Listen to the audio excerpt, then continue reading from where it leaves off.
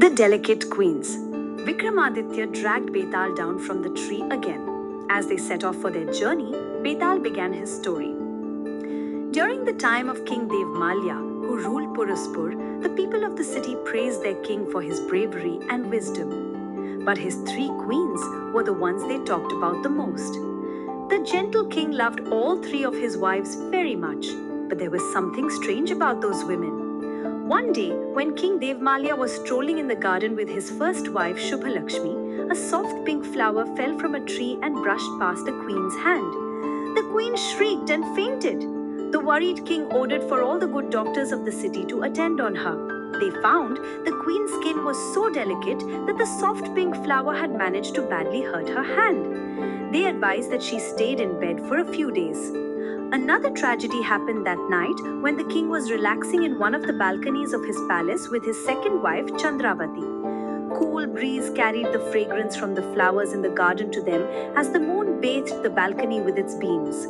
It was the perfect romantic night when the queen began to scream. She shouted, "I can't bear the moonbeams on my skin! It is burning me!"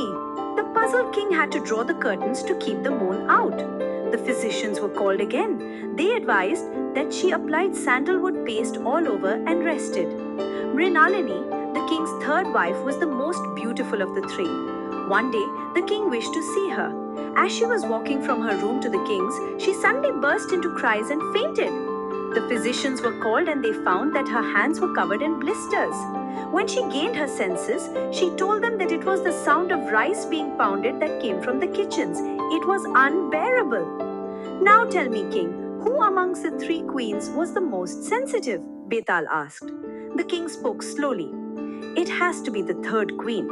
All of the three queens were no doubt delicate, but for Shubhalakshmi and Chandravati, the flower and the moon had directly touched their skin. For Mrinalini, however, she was hurt by just the sound of rice being pounded. She is the most delicate of them all." Betaal said, "You are right," and he flew back to the tree.